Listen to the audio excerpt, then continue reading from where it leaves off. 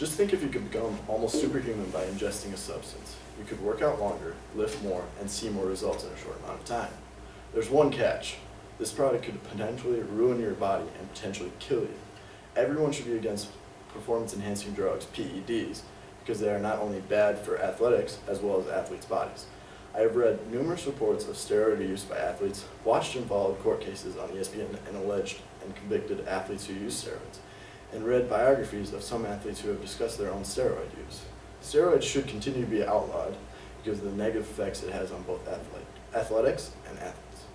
First, why do some athletes use steroids, and the sociological factors that persuade them to take steroids? Next, the Mitchell report discusses how PEDs change power numbers in baseball and what they will do to the body. Lastly, in his 2006 book entitled Juiced, Wild Times, Rampant Roids, Smash Hits, and How Baseball Got Big, author Jose Canseco accuses many former and current players of steroid use. Many people wonder why baseball athletes do in fact use PEDs if it hurts their own bodies. While exploring some of the sociological factors that affect a player's decision to use PEDs, we find that when MLB players transfer to new teams, they may begin to use PEDs if another teammate is using them. They may see that the other players using steroids are finding great success. Players may be competing for a position and want to gain an advantage over another player. Some players may do anything to have a starting role on a baseball team.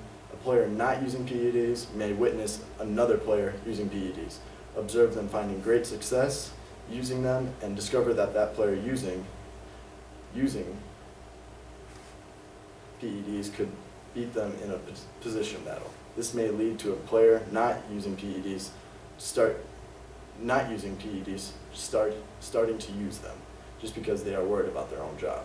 If a player does not perform as well as they should, the team they are on may try to find a replacement for them, or a trade, or signing someone through free agency. They may even cut the troubled player and leave him unemployed. This is another reason athletes end up taking PEDs, because their own livelihood is in danger. This could even convince athletes who are not using PEDs and with good morals to take banned substances. The Major League Baseball Players Association, the MLBPA, is trying to stop this behavior. But how? What other negative effects do steroids have on athletes' bodies? The Mitchell report, led by Senator George Mitchell, was one of the largest investigations on PEDs, and it details who used them. In the investigation, it also uncovers how PEDs can lead to an increase in production from an offensive standpoint. In the investigation, it uncovered about 88 former and current players that use them. But one may ask, do steroids actually help increase offensive production?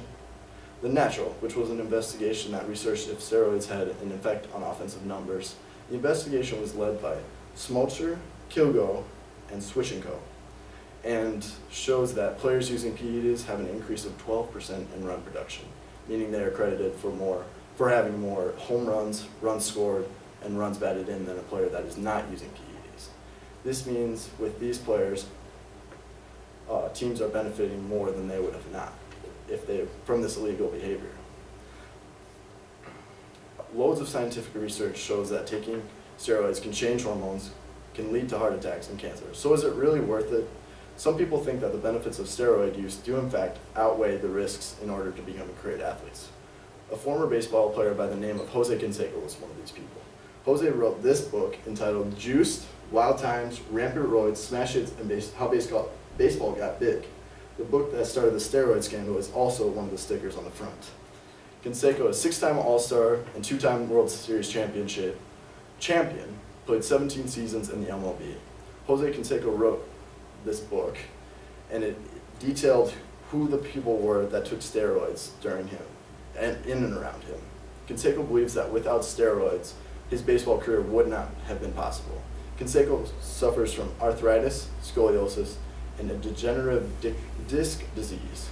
Not only mentioning that he used steroids, he accused many other players of taking them knowingly. This book shocked the nation, and this led to a new deal for the manner in which the MLBPA handled the use of steroids. The old deal had 5 things that needed to be changed. 1, cheaters had an unfair advantage, of course, by taking these drugs. Number 2, is that cheaters needed to be saved and see that their behavior wasn't acceptable. 3 is letting cheaters get away with using. Other players may realize this and start to use. 4, then there was this life lesson that you could get ahead by cheating, which they didn't want to teach younger players. 5, and last, some of the old records being held by greats like Mickey Mantle and some of those old Babe Ruth and those players were being smashed. Basically, new players were setting records by using these PEDs. While fixing what was wrong with the old deal and making laws and rules stricter, hopefully this will be enough for players to realize they do not need to take steroids and understand how harmful they are for the body. Steroids should be continued to be outlawed because of the negative effects it has on both athletics and athletes. While exploring some of the sociological factors that affect a player's decision to use steroids, the Mitchell Report and how steroids can affect the game of baseball, and Jose Canseco's book, I hope you have a better understanding of why baseball, and other sports should continue to outlaw PED use.